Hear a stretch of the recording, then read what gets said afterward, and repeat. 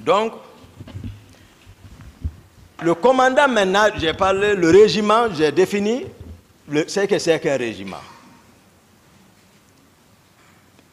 Une compagnie, 200 hommes, disons 1000 hommes, un bataillon.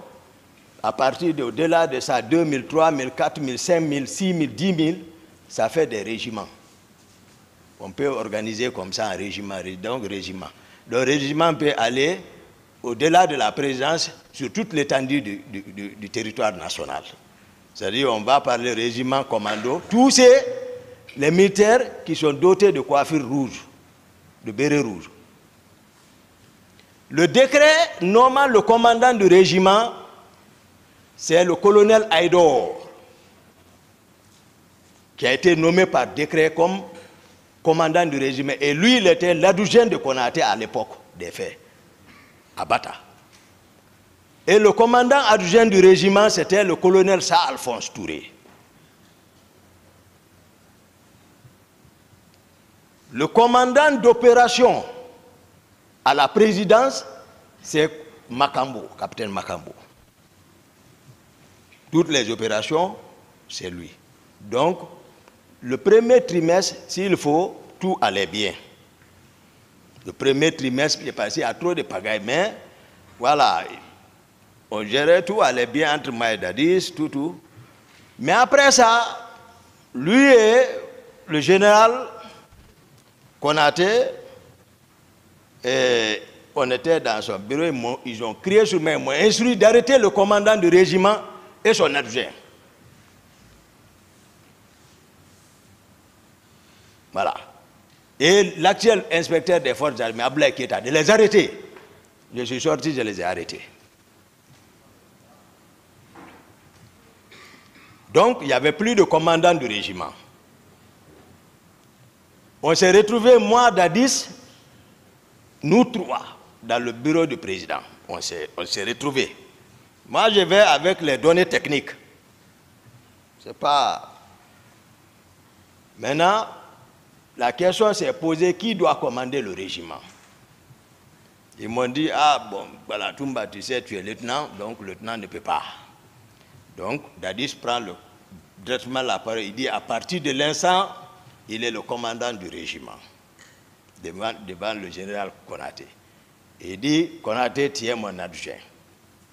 Ça s'est passé comme ça. Moi, je ne mens pas sur lui. Non. Non. Pendant ce temps, après ça, ça allait bien. Dès lors que lui-même il s'est désigné commandant du régiment, ce qui s'est passé, d'où est venue la pagaille? Je voudrais que vraiment là-bas, à ce niveau, que chacun vraiment analyse très bien à sa manière. Le protocole de sortie à la présidence. D'habitude, moi, Dadis m'appelle. Il me dit, Toumba, voilà, on doit partir, j'ai le programme, préparons la sortie. Moi, je suis aide de camp, c'est sa protection physique. Sa sécurité physique et sa protection physique est le salon qui relève de mon commandement. C'est ça l'aide de camp.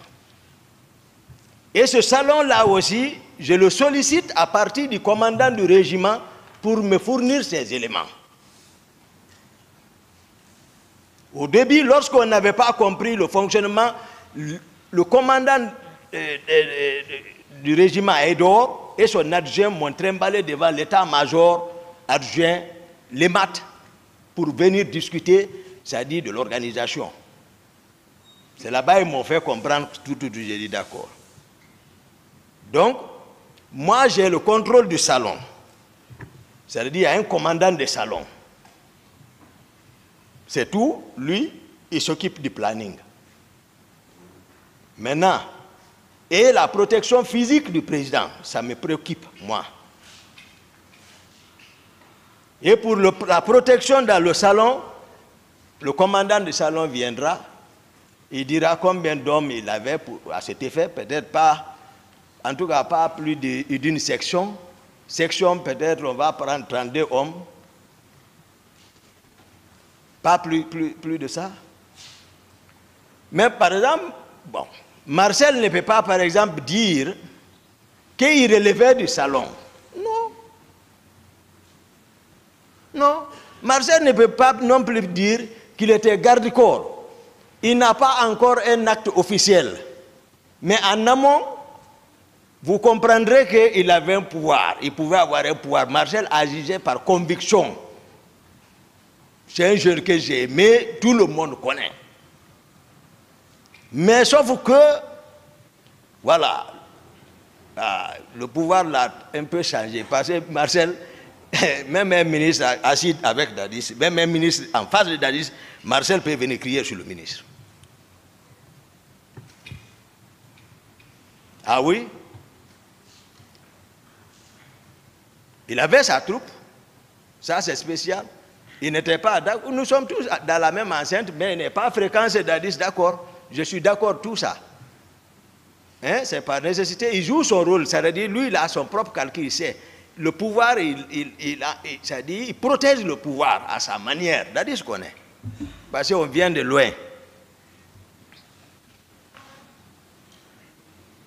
Donc, moi, c'est moi qui ai, pour dire que j'aime Marcel, c'est moi qui ai gradé Marcel sous-lieutenant.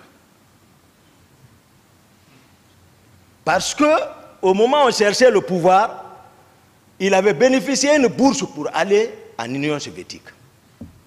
Et comme il était utile pour nous, il est important pour moi et le président Dadis, moi et le président Dadis, on s'est assis, on a analysé la situation, on dit Marcel, renonce à la bourse là.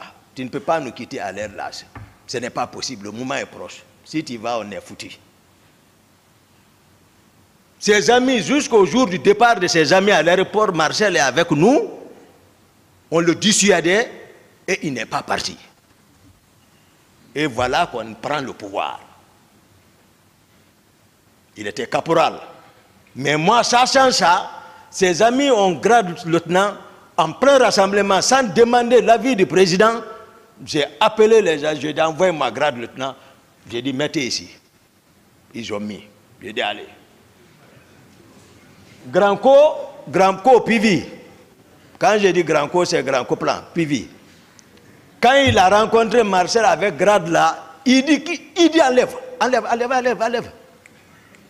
Marcel a enlevé, il est parti s'asseoir chez nous en train de pleurer. Quelqu'un est venu me dire que Marcel est assis chez lui, il est en train de pleurer. J'ai pris mon véhicule, je suis parti le chercher. J'ai dit, quand j'ai dit, je t'ai dit, le PV dit d'enlever. J'ai dit, porte. Il a porté. J'ai dit, prends ton véhicule, il a pris. J'ai dit, allons. On est venu, on est rentré chez le président. On est parti dans la chambre, le président était là-bas. Je n'ai pas posé le sujet. On dit, on est venu juste pour voir, voilà, si tout va bien, ouais. Après ça, j'ai dit, bon, nous, on part. Après 2 pas, j'ai dit, excellent, j'ai dit, dis à les PV de faire attention. Il dit quoi, Boutoumba? J'ai dit à Marcel de porter le lieutenant, il dit d'enlever. Le président dit, oh, ils sont qui? Ils sont qui? J'ai dit, d'accord. On est sorti. J'ai dit, alors c'est la défense Sekouba. On est parti, c'est Sekouba. Et là aussi, ça a été confirmé, il a porté le lieutenant. Ça, c'est très important. La gestion du régiment, le général Sekouba Konaté, il n'est pas ici, il n'a rien à voir dans ça, monsieur le président, honorable assesseur. Le groupe du général Sekouba Konaté, avec lequel on a pris le pouvoir à Bata, lui, il était toujours avec le groupe là. Lui, il est en défensive, il ne se mêle pas du régiment. Non, lui, il est avec ses hommes. Même chez lui, dans le quartier, tout le monde connaît, il a pris des maisons pour eux là-bas. Parce qu'il sait, il y a quelque chose, en tout cas, qui ne va pas. Non seulement ces hommes étaient contre pourquoi il n'a pas pris le pouvoir, et Dadis connaît ça, donc chacun, rien n'était sûr. Au sein du régiment encore, il n'y avait pas de contrôle total sur les hommes. Donc, qu'est-ce qui s'est passé? Qu'est-ce qui a amené maintenant le désordre? Le colonel Tcheboro qui est ici, Moi, c'est un frère. Moi, je n'aime pas quand je vois les gens parler autrement, vraiment sans dire la vérité. Ça dit non. Mais à tout moment, on peut mourir quand même. Qu'on soit ici ou ailleurs, on est entre frères. Il faut dire la vérité. Le colonel Tchegboro, d'abord, le nombre de personnes qui disent rien ne vérifie. Parce que moi j'entends, je n'ai pas vu, mais je sais, c'est les personnes que je vois derrière lui. Il y a près d'un bataillon. D'autres sont à Symphonia, d'autres sont à la présidence. C'est quand il a besoin, il fait la rotation. Mais ils sont tous coiffés en béret rouge, des gendarmes. En béret rouge.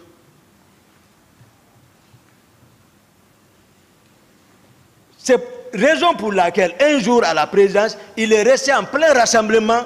Le régiment était contre. Ils n'ont pas pu se ressaisir. Ils sont partis les trouver à rassemblement. Ils les ont attaqués, frappés, à cause de bonnet la rouge. C'est le président Dadis qui est sorti ce jour en culotte. Je n'étais pas là-bas. Il est venu calmer la situation. Le soir, on s'est rencontrés. J'ai dit les rumeurs que moi, j'apprends ici, c'est pas bon parce que le comportement de Tchegboro, c'est pas bien. Et non seulement il a raison, il a arrêté certains, mais sauf que lorsqu'il dit les éléments de Toumba, non. Moi, je n'ai pas d'éléments dans l'armée, chacun a une fonction bien définie là. Le pouvoir est pris, il y a le président, il y a la structure qui est mise en place. Donc, il enfermait les gens, les militaires, ça murmurait. Le béret rouge et les gendarmes, ça ne peut pas marcher. Il est à l'enceinte de la présidence. Les autres voient leurs camarades enfermés là-bas. Et les gendarmes portent béret rouge. J'ai dit au président, j'ai dit non, il faut que Tchegboro bouge ici. Il faut qu'il quitte. J'ai dit, il faut qu'il sorte de la présidence. S'il doit jouer son rôle, il n'a qu'à sortir.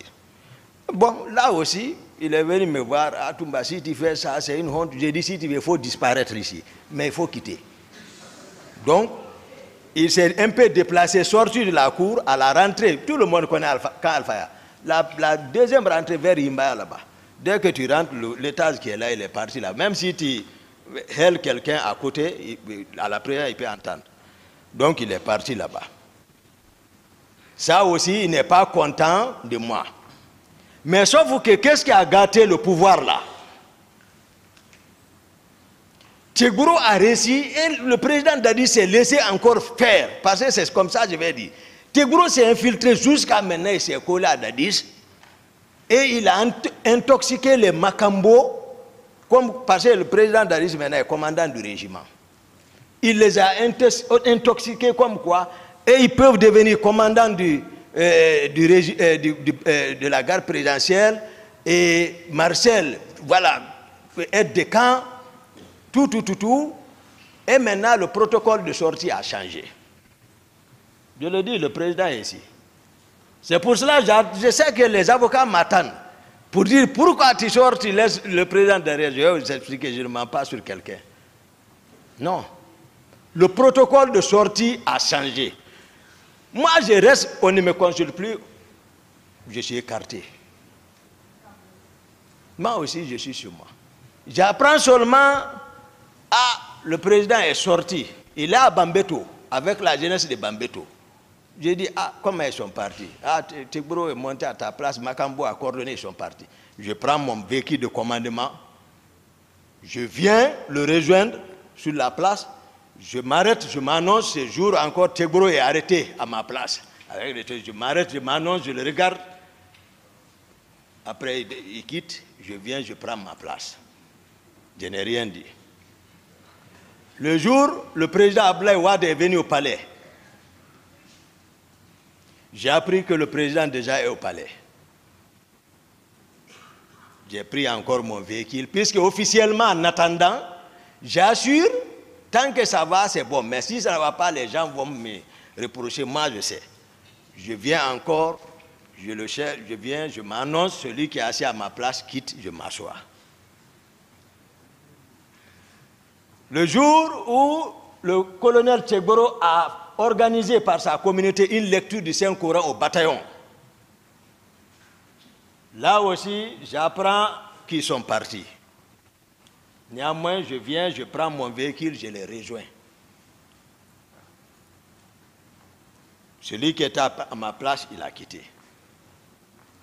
J'ai appris qu'il est parti à Imbaya. Je sors, je le cherche, je ne l'ai pas vu. Ce qui m'a fait peur, le président est ici. Trop, c'était trop. Le président me dit, Toumba, on va sortir. J'ai dit d'accord. Vers 18h, accompagne-moi à Debrika. C'est mon intendant particulier, Gono. Gono doit venir ici. Sangare, capitaine Gono. C'est pas bien.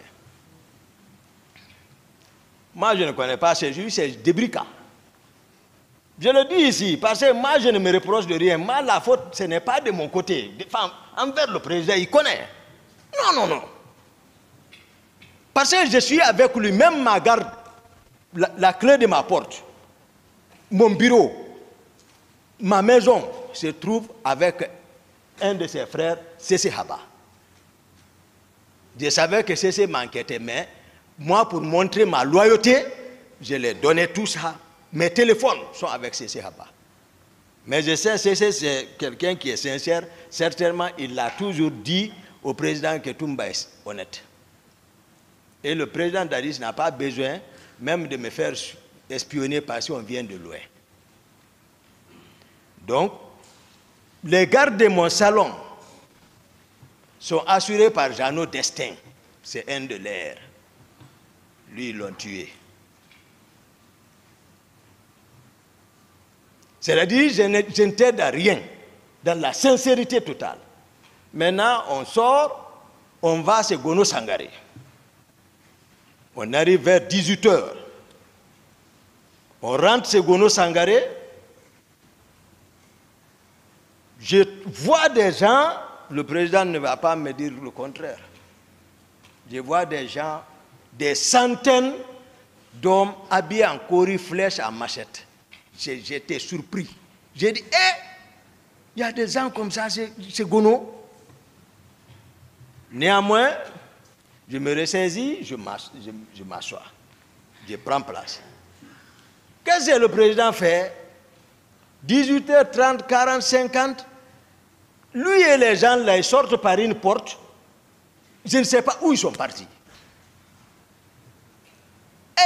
Je reste là-bas, entre-temps, je me souviens. Attends, il faut voir où est le président. Je cherche, je ne le vois pas. Je cherche la cour, je ne le vois pas. Je sors, je ne vois pas. Je cherche partout, je ne le vois pas. Et je me retourne, je viens encore m'asseoir. Depuis qu'ils sont partis, ils ne sont revenus qu'à 5h du matin. Vous voyez? Dès qu'ils sont venus, j'ai dit au président, j'ai dit, non, ce que vous me faites, non, ce que vous me faites, je ne suis pas content. C'est-à-dire, je le dis, on est tous des frères, moi. Il ne faut pas que les gens pensent que Toumba, non. Vous comprendrez encore Koundara. J'ai dit, je ne suis pas content. Ils ont envoyé le taux pour qu'on déjeune. J'ai dit, moi, je ne déjeune pas. J'ai dit, ce que vous m'avez fait, je ne suis pas content. Vous disparaissez avec des inconnus. En cas de cas, où est la confiance comme ça? Donc, toujours, il y avait le fossé. Le protocole de sortie, Tchegoro vient seulement, Magambo organise, allez, ils sont partis. Toumba n'est plus contrôlé et n'est plus considéré. J'ai dit, d'accord. Général Konaté aussi, lui aussi, il a part. Il n'est pas associé rien à tout ça là. En toute sincérité. Même Marcel, je l'ai dit, même à la maison centrale tout récemment, demandez Cécé. C'est qui presse à la mosquée là-bas. Depuis qu'il est là, c'est lui qui presse. Je l'ai appelé. J'ai dit, Marcel, viens. Cécé, viens. Ils sont venus, on s'est assis à 3. J'ai dit, vous savez à quoi? Non. J'ai dit, on vient de loin.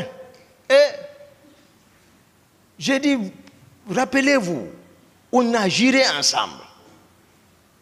Mais vous êtes en train toujours de continuer à pécher. Vous ne réfléchissez pas, vous avez tout fait. Vous ne comprenez pas, mais voici, vous êtes en train de pécher. Ce jour, c'est pas comme ça, c'est pas comme ça, c'est pas comme ça. Il dit, c'est vrai. J'ai dit, alors, ça c'est un problème national.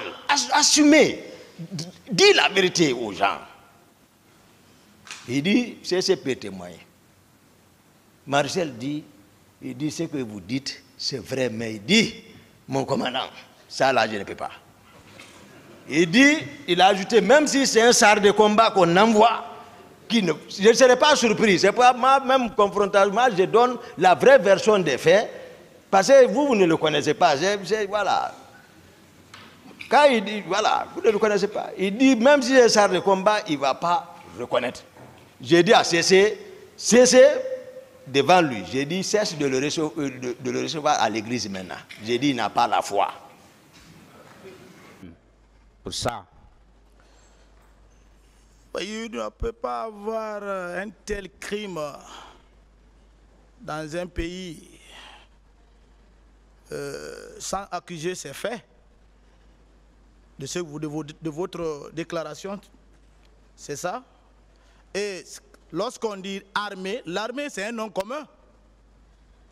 Ce nom commun, ce n'est pas un nom propre.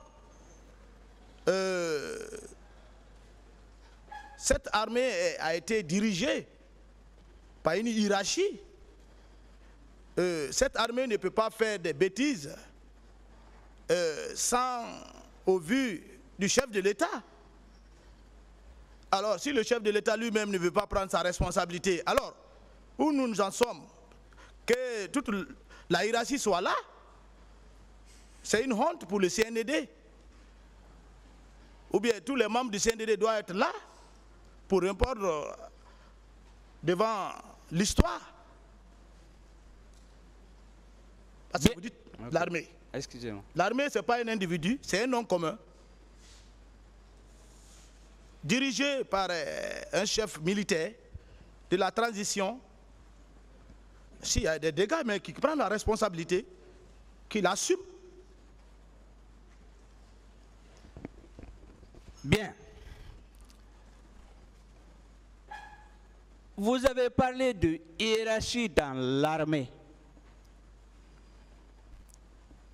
Vous êtes bien informé, moi je ne connais pas bien les règles militaires.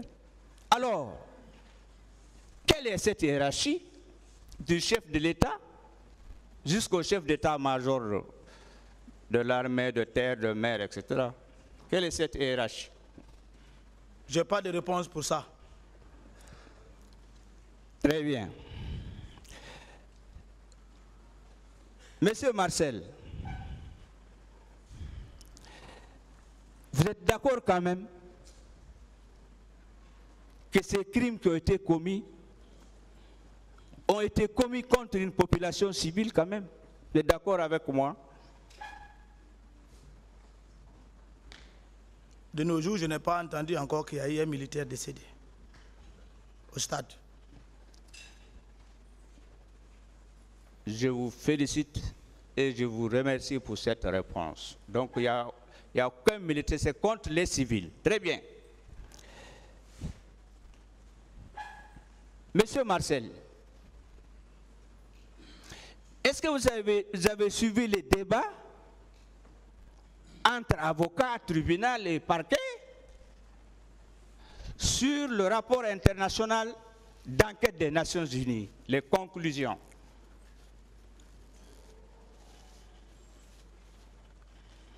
Moi, je n'ai pas lu ça. Je n'ai même pas ça à mon niveau. Je vais être précis. Je ne vous demande pas si vous avez lu le rapport.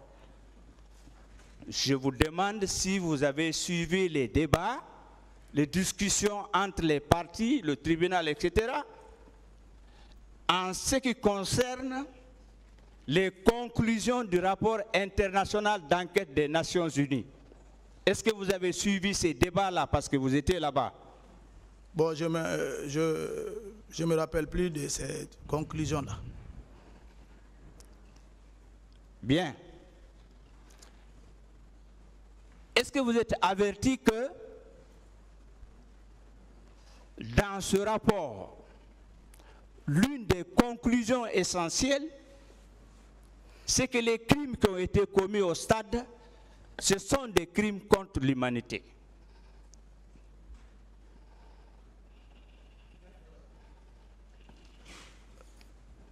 Moi, je ne suis pas un homme de droit. Je ne connais pas crime contre l'humanité. Je ne connais pas la distinction. Bien. Monsieur Marcel, est-ce qu'au sein de l'armée, de la police et de la gendarmerie, on ne vous enseigne pas le droit humanitaire? Les conventions de Genève?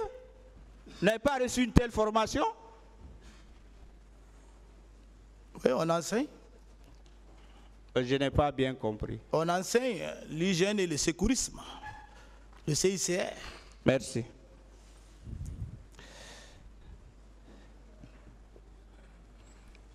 Êtes-vous encore informé que la Cour pénale internationale, le bureau du procureur particulièrement, suit ce dossier? Est-ce que vous êtes informé? Est-ce que vous le savez? Bon, que la CPI suit ou pas, moi j'ai confiance à la juridiction guinéenne, qui d'ailleurs est honorée depuis hier par un trophée du ministre de la Justice. J'en ai fier de ma justice. Bien. Vous n'êtes pas juriste, mais vous avez des avocats. La question qui suit, est-ce que vous vous rappelez que lors de l'ouverture de ce procès-là, le procureur de cette cour, M. Khan, était là? Est-ce que vous vous rappelez de cela?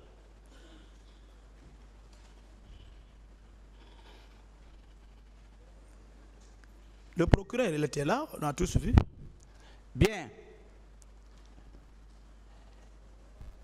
Alors, si le procureur de cette cour est là, est-ce que ce n'est pas parce que ce sont des crimes qui relèvent de la compétence de la cour? Je n'ai pas de réponse pour ça. Bien, je continue. Monsieur Marcel,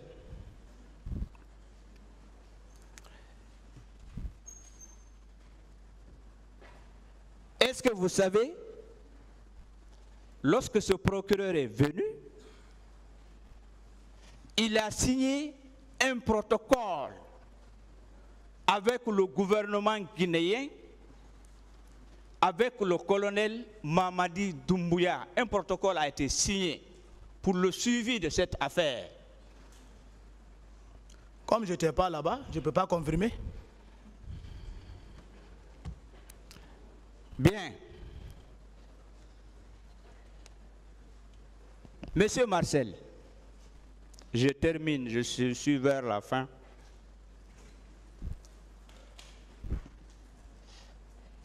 Aujourd'hui, nous avons 11 accusés.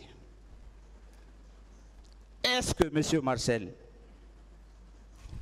comme vous avez décidé de venir dire la vérité et toute la vérité, on va mourir tous, hein? C'est une évidence. Est-ce que vous pouvez nous dire s'il y a d'autres personnes, militaires, gendarmes, policiers, civils, impliqués dans cette affaire qui ne sont pas devant cette juridiction criminelle? En toute honnêteté. Merci, maître. Vous savez, il ne faut pas tordre les doigts. Ce que j'ai vu, j'ai dit depuis le premier jour, je ne suis pas venu pour affirmer les dits de quelqu'un. Ne mens pas sur quelqu'un, j'ai entendu, je crois, ça c'est des suppositions. Ce que j'ai vécu, c'est ce que je ne pourrais que relater. S'il y a des explications que je n'ai pas pu faire, si je me rappellerai, je le dirai, mais jusqu'à preuve contraire, je ne peux plus, je ne peux pas accuser quelqu'un à tort. Parce que chacun de nous a un compte à rendre après la mort. Donc, les événements du 28 septembre 2009 et les jours qui ont suivi, c'est seulement les 11 là qui les ont commis?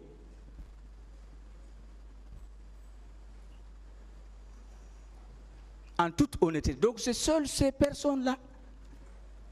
11, ça veut dire? Les 11, y compris vous. Il y a 11 accusés ici. Nous sommes des accusés, c'est au tribunal d'apprécier qui a fait quoi à travers les déclarations et les preuves. Avec la permission de Monsieur le Président, je vais repréciser ma question. Je vais vous demander les événements du 28 septembre et les jours qui ont suivi. Est-ce que c'est seulement vous, les 11 là, qui les ont commis, ou bien il y a d'autres personnes, civils, militaires, gendarmes et policiers?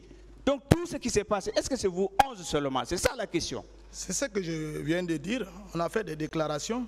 C'est au tribunal d'apprécier. D'accord. Monsieur Marcel,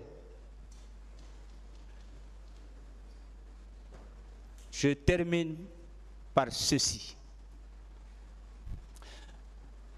Est-ce que vous savez ce que vous nous avez apporté d'important dans cette affaire, votre retour? Vous savez cela? J'ai dit que ma part de vérité, et je sais que j'ai contribué à la manifestation de la vérité. Ça, c'est... Très bien. Je sais que je suis libre. Naturellement. Bien, c'est la dernière question. Monsieur Marcel, est-ce que vous savez, moi je suis convaincu, je reste là, l'élément que vous nous avez apporté dans cette affaire, l'élément essentiel, ce que vous avez apporté, et c'est fondamental, c'est le fait de reconnaître que vous vous êtes rendu au stade du 28 septembre. Ça, c'est très important. Je vous remercie. Je remercie Monsieur le Président. Je remercie Messieurs les assesseurs. Encore merci.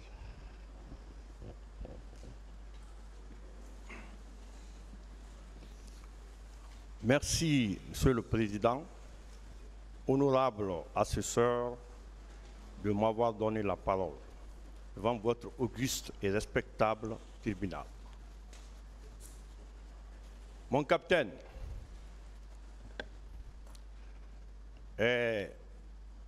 dans votre narration, vous avez parlé des éléments de la garde parallèle. Je veux savoir, est-ce que la création de cette garde présidentielle parallèle a porté ombrage à la garde proprement dite? Je n'ai pas bien compris la question. Je dis, vous avez parlé des éléments de la garde parallèle. Je veux savoir, est-ce qu'avec cette garde parallèle, la présence de cette garde parallèle a porté ombrage à la garde proprement dite dont vous faites partie? Votre dernier mot? Je dis, je veux poser la question autrement. Vous avez dit que qu'il y a la garde parallèle créée par Tadis, dont capitaine Joseph Makambo Loire. Vous avez parlé de Begré, vous avez parlé de Gono Sangari, vous avez parlé de Théodore Kourouman. Je veux savoir, comme vous faites la garde rapprochée, est-ce que la présence de cette garde a porté ombrage sur votre relation entre vous et Dadis? Oui, c'était sa stratégie Machiavel, diviser pour régner, et c'est ce qui a joué sur son pouvoir. D'accord. Monsieur Marcel, je veux savoir, comme vous étiez en service au bataillon spécial des blindés, quand est-ce que vous avez été détaché à la présidence? Détaché à la présidence, oui. Nous avons été les acteurs pour le pouvoir. D'accord. Je veux savoir, vous avez fini de répondre? C'est fini. D'accord. Je veux savoir, Vous avez dit que le massacre a été perpétré par la garde parallèle, dont les noms que je viens de citer. Je veux savoir quels sont les groupes armés qui ont accompagné ces gardes parallèles, à savoir capitaine Joseph Makambo Loire, Bégré, capitaine Théodore Koulman et capitaine Gono Sangaré. Est-ce que vous pouvez citer les éléments d'intervention qui ont accompagné ces gardes parallèles au stade? Je vous ai expliqué ça largement, mais comme vous voulez que je revienne encore sur les dits, je vous ai parlé de deux camps. Le camp du 66 qui avait fini déjà la formation et ils ont été affectés. Et ils ont procédé aussi à un recrutement des jeunes recrues à Kalea. Donc ces jeunes étaient en formation, c'était des bleus. Ils n'ont pas de niveau. Quand tu les envoies dans une mission, ils risquent de déborder. Donc le président et son clan ont utilisé ceci à leur propre fait. D'accord. Vous êtes de la garde rapprochée, la garde immédiate qui garde directement le président Dadis. Quelles étaient les unités dans la capitale qui relèvent de la garde éloignée du président, qui était chargée de sa protection? C'est pourquoi on parle de régiment. Il y a le GIR. Bon, le GIR est de l'autre côté vers 36. Il y a le camp Makambo, où il y avait Bégré qui faisait partie de la garde parallèle. Il y a le camp Tombeau, ici. Ça, c'est les bases qui ont été créées avant même l'avènement du CNDD. C'est la base des commandos. D'accord. Vous avez parlé du régiment. Il y avait aussi, ici à Bellevue, une petite unité, une compagnie, à la case Bellevue. D'accord. Je disais que vous avez parlé du régiment, que c'est l'ensemble des bataillons qui forment le régiment, n'est-ce pas? Affirmatif. Voilà, donc l'ensemble des sections forment la compagnie et l'ensemble des compagnies forment le bataillon. Vous êtes d'accord avec moi? Bon, je ne rentre pas dans ça. Je suis militaire, je ne rentre pas dans les détails là. Non, je veux que vous répondiez oui ou non. Non, je n'ai pas de réponse pour ça. D'accord. Monsieur Marcel, quelle est votre dotation militaire quand vous étiez garde rapproché du président Dadis? Quelles sont les armes que vous recevez à titre de dotation militaire, à part des tenues qu'on vous donne? Dotation. L'armée même guinéenne n'est pas dotée d'une arme, chacun a son arme, sauf les rangers qui ont été dotés. D'accord. C'est dans les mutineries militaires que tous les militaires de la ville de Conakry ont pu avoir des armes. J'ai expliqué ça ici. D'accord. Est-ce que dans votre dotation, vous avez reçu une arme qu'on appelle PMAK et un Colt 45 qui est automatique? Oui, on a des armes. Ce n'est pas tous les militaires qui peuvent avoir le Colt 45 parce que ce n'est pas suffisant. Je ne veux pas rentrer dans ça. Nous sommes devant l'histoire. Le peuple, le monde nous regarde. Je ne veux pas rentrer dans l'histoire de mon armée. Monsieur Marcel, vous avez soutenu ici que vous avez été au stade, mais vous n'avez pas duré. Est-ce que si vous avez été au stade, votre présence au stade, certainement c'était pour exécuter les ordres donnés par le président Moussa Dadis Camara, n'est-ce pas? Non. Donc, vous soutenez que vous avez été au stade et vous n'avez rien fait? C'est ça. Ok. Mais, M. Je n'ai Marcel, rien fait de mal aux côtés du civil. voilà. Monsieur Marcel, quand on remonte, vous avez été arrêté en 2010, quand le général Sekouba avait pris les rênes de la Guinée. Maintenant, si vous n'avez rien fait, vous avez été arrêté. Et quand je vous ai posé la question, vous avez dit que c'était un règlement de compte. Je dirais devant le juge d'instruction, vous avez dit que c'est l'affaire du 28 septembre. Pourquoi vous avez été arrêté aussitôt et certains accusés sont là? Ils n'ont été arrêtés qu'à quelques jours de l'ouverture du procès. Si vous n'avez rien fait dans cette affaire du 28 septembre. Bien. Moi, je n'ai pas été arrêté pour le cas du 28 septembre. C'est au fur et à mesure parce que le général Sekouba Konaté avait ordonné de me libérer. Il y a eu des infiltrations du général Baldé qui m'a maintenu dans le bureau de l'ancien chef d'état-major général des armées, le général Noumoucham, qui m'ont ramené encore au PM3.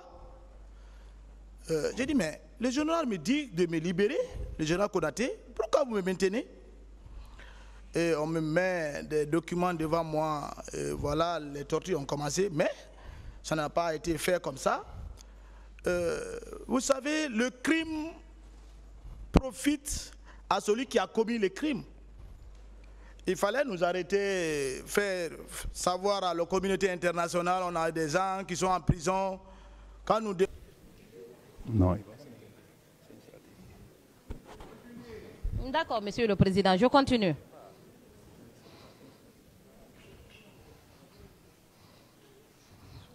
Est-ce que vous avez vu le colonel Pivi dans l'enceinte du stade? Pivi? Oui. Regardez un peu dans mon truc là, dans ma déposition. Je dis non. Non. Mais non, madame, s'il vous plaît. Et monsieur Marcel? Marcel, on a discuté tout de suite. J'ai dit que j'ai vu quelqu'un qui ressemblait à Marcel. Je l'ai dit devant l'autre. Que j'ai vu quelqu'un qui ressemblait à Marcel à l'esplanade, que j'ai vu Marcel. Parce que celui que j'ai vu, pour moi, jusqu'à preuve de contraire, c'était Marcel. À lui de venir en contradictoire ici pour me dire que ce n'était pas lui. Pour moi, jusqu'à preuve de contraire, c'était Marcel. Merci, Monsieur le Président.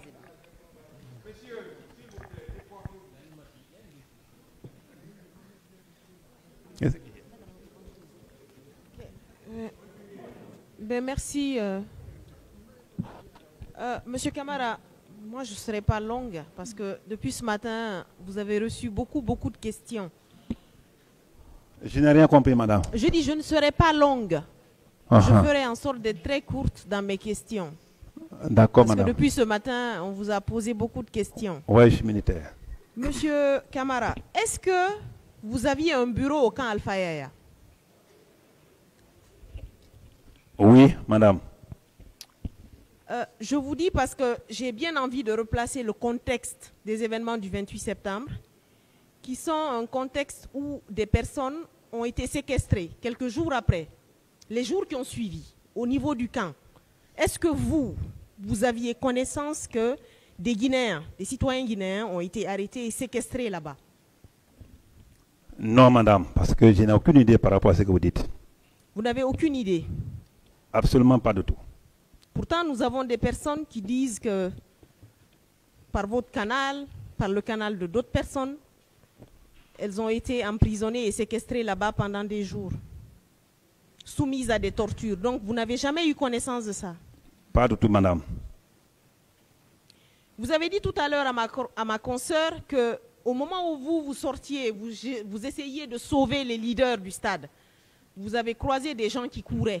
Quelle était l'ambiance? Parce que vous dites que vous n'avez vu personne, personne n'était blessé, il n'y avait pas de mort, il n'y avait pas de femmes violentées devant vous, mais vous voyez des gens courir quand même. Mais quelle était l'atmosphère? Était-ce une atmosphère de sécurité? Les gens étaient en sécurité dans ce stade? À votre humble avis, Monsieur Camara. Madame, merci. J'espère que ce n'est pas question-réponse. Hein. Donc, je vous dis simplement que lorsque vous attendez que ça tire dans un stade, ou dans un quartier, ou dans un marché, l'atmosphère, on ne demande plus. L'atmosphère, c'est qui sauve qui peut. Donc, Moi, j'ai vu ceux qui couraient et ils venaient, on se dépassait sans leur demander. Moi, je rentrais en courant, comme je l'ai dit tantôt. Et miraculeusement, au grand hasard, ces personnes qui couraient, vous n'avez vu personne blessé, vous n'avez vu de sang sur personne. Si je voyais quelqu'un blessé, je l'aurais pris. Franchement, je vous le promets. Parce que je sais qui je suis, je sais ce que j'ai pu faire ce jour-là.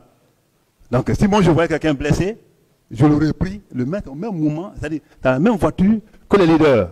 Je lui ai dit qu'il n'avait plus de place, il était obligé de donner ma place à ces leaders. Je vous le concède, Ouais. M. Camara. Donc vous, ce que vous avez vu, c'était un mouvement de foule. Et ce mouvement de foule a certainement provoqué la mort de plusieurs personnes. Vous n'avez vu rien de tout ça. Parce qu'on parle quand même de 157 personnes tuées. Et certaines personnes sont tombées, d'autres se sont bousculées, d'autres sont mortes par asphyxie. Il y a énormément de choses à dire là-dessus. Vous avez vu des gens courir, il n'y avait pas de mouvement de foule. J'ai fait une mission instantanée. Et quand je suis rentré, comme je l'ai dit tantôt dans ma déposition, je n'ai pas pris le temps à l'intérieur du stade. Quand j'ai vu Dalin, M. Dalin, je vais dire, et les autres là, je pense que c'était ma mission. Parce que, vous savez, j'étais obligé de replier parce qu'ils étaient déjà blessés. Est-ce qu'il y a eu des morts après? Je n'avais pas l'idée et je n'avais vu ni corps ni blessés. Si je l'avais vu, surtout les blessés, je l'aurais pris. Ok, M. Camara, je vous le concède. M. Camara, vous dites que sur instruction du président du CNDD, à l'époque, vous êtes retourné voir le président du CNDD qui vous a donné pour instruction de ramener les leaders qui étaient blessés au niveau de Ambroise Paré. C'est ça, si j'ai bien compris. Je vous ai dit oui, que ce n'est pas moi seul. C'était avec Komara qui a reçu l'instruction. Je suis parti, on est parti ensemble. Oui, mais la personne concernée ici, M. Camara, je vous aide. Non, c'est moi qui ai envie de vous aider parce que la personne qui est concernée ici, c'est vous. Vous êtes inculpé de plusieurs chefs d'accusation. Vous êtes ici devant un tribunal criminel, vous comparaissez en tant qu'accusé. Vous dites que vous êtes parti, qu'on vous a donné des instructions d'évacuer ces personnes-là dans la clinique, oui ou non? Est-ce que vous avez compris le cheminement? Bon, les gens étaient déjà si vous voulez m'aider à comprendre, ce serait peut-être intéressant. Madame, je vous fais comprendre, s'il vous plaît. Les gens étaient déjà en lieu sûr. Il était question d'aller le prendre où ils subissaient leurs soins primaires pour les envoyer dans une clinique, comme vous connaissez, Flamand Neuf quand même. Vous connaissez à l'époque Ambroise Paré et Pasteur. Et à ses frais, à lui, prendre les gens, tous partout où ils sont, pour les envoyer là-bas à ses frais et sécuriser les endroits. C'est ce que j'ai pu faire avec Komara et Koutoubou Sano, et l'endroit a été sécurisé jusqu'au lendemain. D'accord. Tout à l'heure, depuis ce matin, vous avez dit beaucoup de choses, mais moi j'ai retenu un passage, je crois que je l'ai même noté, où vous expliquez que vous avez demandé aux médecins qui étaient au camp Samori, c'est ça, hein? C'est le camp Samori, si je ne me trompe pas, de faire en sorte qu'il n'y ait aucun homme en uniforme là-bas. Ça voudrait dire que ce jour-là, les hommes en uniforme étaient un vrai danger pour les citoyens de ce pays? Je n'ai pas dit dans ce sens. Ça veut dire qu'on était dans un climat tel que ces hommes en uniforme ont été capables de faire du mal à des personnes blessées dans les hôpitaux? Non, madame, je n'ai pas dit dans ce sens. Sinon, ces militaires, avant le 28 septembre, vivent avec les citoyens. Qui n'a pas logé dans un quartier? Quand vous dites que la présence des hommes... Non, moi je n'ai pas dit dans ce sens. J'ai dit, et puisque moi-même j'ai reçu des coups, j'ai été encerclé quelque part, et je me suis échappé dans tout ça. Je vais mettre les gens là à un lieu sûr. J'étais obligé de donner des consignes qu'à part les médecins, que personne n'avait le droit de les visiter. Dans un pays normal, a-t-on besoin de donner ce genre de consignes? Maintenant, moi je vais juste revenir sur vos propos. Vous dites, je leur ai dit de ne laisser aucun homme en uniforme rentrer ici. Vous dites également que vous avez transporté les leaders politiques à Ambroise Paré une première fois, mais que vous avez été confronté à des hommes qui ont voulu leur faire du mal là-bas. Donc je veux comprendre.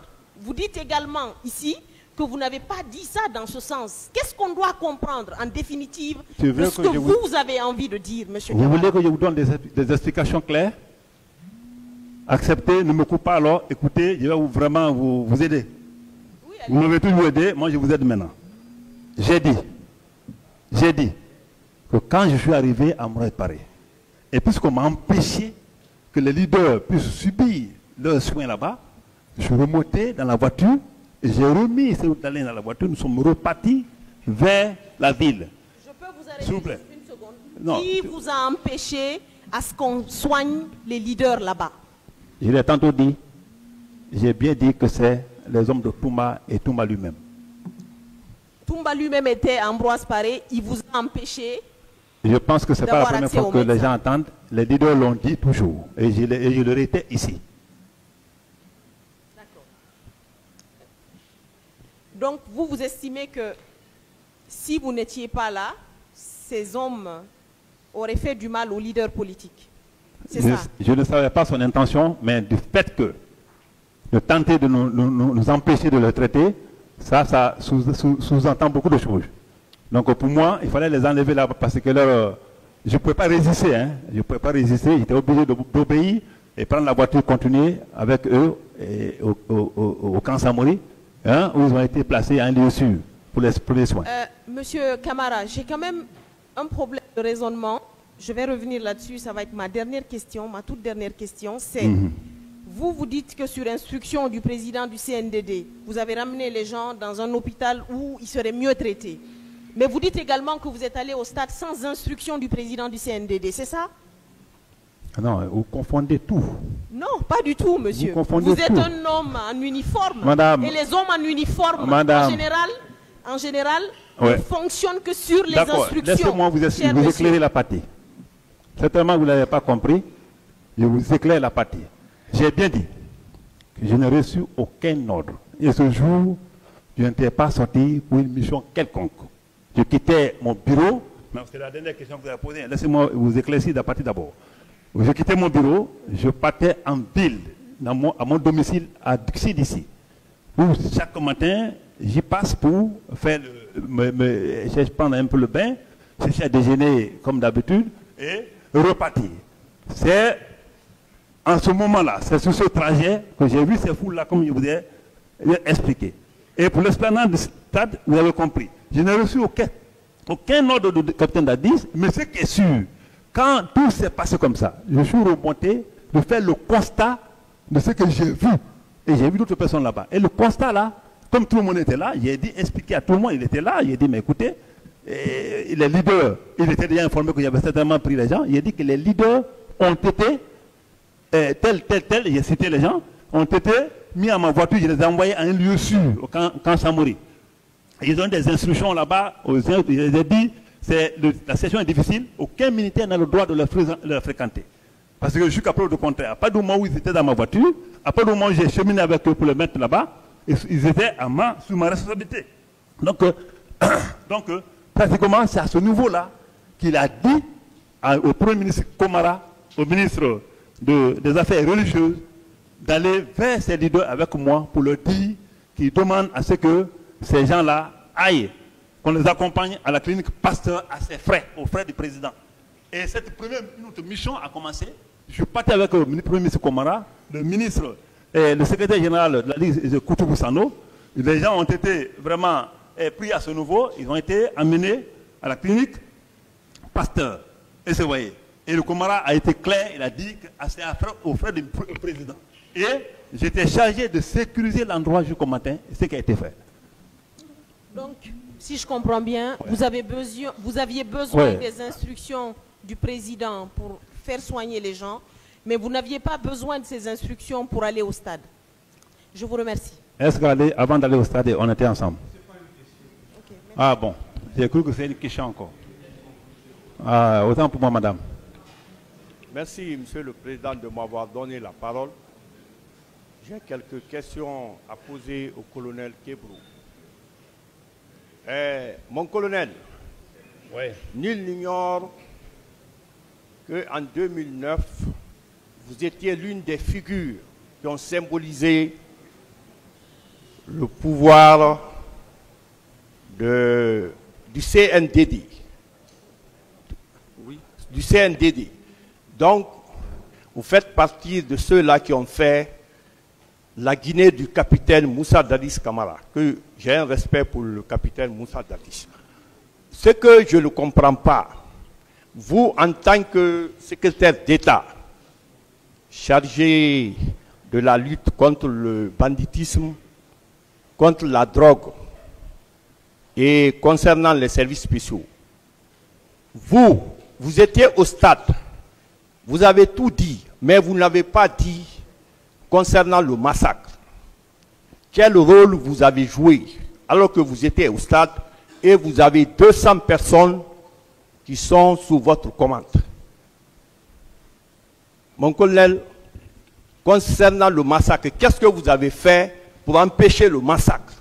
Parce que vous étiez tenu par une obligation de résultat. Vous êtes quelqu'un qui est au sommet de l'État en tant que membre influent du CNDD. Oui. Qu'est-ce que vous avez fait pour empêcher le massacre? C'est la question? Oui, c'est la question. Qu'est-ce que moi j'ai fait pour empêcher le massacre? Oui. Je n'ai pas de réponse à ça. Si ce que j'ai fait n'est pas suffisant, je n'ai vraiment pas de réponse à ça. Maintenant, je pose la question d'une autre manière. Vous, en tant que... Vous avez dit que vous avez été au stade. Vous commandez 200 personnes. Je veux savoir, quand vous étiez au stade, est-ce que les gens qui relevaient de vous n'ont pas ouvert le feu sur votre instruction? Ok, voilà, dites tranquillement. Vous-même, 200 personnes, je l'ai annoncé ici. Et est-ce que je t'ai dit que ces 200 personnes-là étaient planifiées chaque jour? Ah, madame, ok. J'ai dit... Bon, qui pose alors clairement la question? Oh oui, mais lui, il pose la question clairement. Je n'ai pas compris. Monsieur Kebro, ouais. Monsieur Kebro, okay. Il faut comprendre la question. Dans le procès, dans le procès verbal, dans l'arrêt, dans l'ordonnance de renvoi, il est écrit là-bas noir sur blanc, certaines parties civiles, à savoir Hadja Ramatoulaye Sow, à savoir Madame Penda Diallo et Mamadou Ramata Bari, déclarent que non seulement vous avez ordonné de faire utiliser les gaz lacrymogènes, mais en plus vous avez ordonné d'ouvrir le feu sur les manifestants. Qu'est-ce que vous en dites? C'est ça. Merci. Merci, merci mon cher frère. Je pense qu'on est tous Guinéens. Je pense qu'on se connaît dans ce pays. Même en me regardant, vous savez que je ne suis pas cet homme qui peut donner des instructions à qui que ce soit pour tirer sur qui que ce soit. Donc, ça veut dire que cette question, je l'ai tantôt dit, que j'ai besoin de confrontation, malheureusement. Avant que l'ordonnance de renvoi ne soit prise, je le dis comme ça, moi je pense que ces questions de contradiction devaient être réglées. Parce que dans cette même ordonnance de renvoi, nulle part j'ai vu les leaders ont témoigné en faveur de Colonel Kebro. C'est une ordonnance de renvoi qui est en charge et non en décharge. Donc moi je ne rentre pas dans ça. Ce que vous posez comme question, je vous dis et clairement que ça, ce n'est pas l'imam de Kebro et ça ne me ressemble pas. Ça veut dire que c'est faux. Le tribunal appréciera. Deuxième question. Vous avez affirmé à la barre, parce que ici l'instruction définitive c'est à la barre, vous avez affirmé que vous avez vu M. Marcel Guilavogui à la porte au stade du 28 septembre et que M. Toumba est venu parce que c'est lui qui était à la tête du régiment de commando au temps du CNDD. Quand ils sont venus, vous, comment vous êtes quelqu'un qui est au sommet de l'État, est-ce que vous leur avez dit d'obéir à vos consignes pour ne pas qu'il y ait des massacres? Tu as tes questions, je ne comprends pas bien français, hein. Tes questions, je ne comprends pas, Monsieur le Président. Il faut que tu reprennes. Non. Oui, mais ce n'est pas une question simple. C'est des narrations qui ont abouti à la question, transforment complètement la question. Oui, mais... Si vous n'avez pas compris, dites-nous. Bon, j'ai dit que je n'ai pas compris. Monsieur Kebro, oui. Nous vous connaissons comme un membre influent du CNDD. Quand vous êtes présent vous pouvez donner des instructions. Parce que vous êtes membre du gouvernement en ce temps-là. Est-ce que vous avez dit à M. Marcel Guilavogui et au commandant Toumba de suivre vos consignes pour ne pas qu'il y ait des massacres? Parce que vous avez vu leur allure. Qu'est-ce que vous en dites? Merci, maître. Est-ce que j'étais avec eux quand ils rentraient au stade? Je n'étais pas avec eux. Je n'étais pas avec eux. Mon colonel, vous êtes gendarme de profession. Parce que quand vous avez décliné votre identité, vous avez dit que vous êtes gendarme. Quelles sont les armes conventionnelles que la Convention des Nations Unies reconnaisse quand il y a manifestation, des armes qu'on peut déployer pour ne pas qu'il y ait des massacres? Pour le moment, je n'ai aucune réponse parce que je ne m'occupe pas de maintien d'ordre. Je ne suis pas un spécialiste de maintien d'ordre. Mon colonel, j'ai suivi une émission quand vous étiez au stade. Vous avez dit, je m'adresse au leader. Celui qui parle là-bas maintenant, je lui rentre dedans. Vous vous souvenez de ça? Oui. Mais pourquoi vous avez tenu un tel propos à l'endroit de ceux qui devraient manifester? Vous avez dit... Est-ce que... Non, pas à l'endroit de ceux qui veulent manifester. J'étais avec les leaders. Et j'ai été clair que ceux qui étaient derrière moi, qui faisaient on entend même plus ma voix, et se voyez. C'est à eux là. Ils sont des jeunes frères et je m'adresse aux grands frères. Moi, je n'ai pas dit leader, j'ai dit aux grands frères. Alors, si j'ai dit ce propos, je ne nie pas. Mais je pense que ce n'est pas à ce propos-là qu'il y a eu mort d'homme au stade.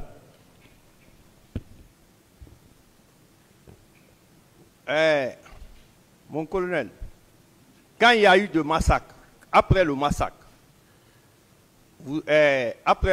le 28 septembre, pourquoi des dispositions n'ont pas été prises pour mettre hors d'état de nuire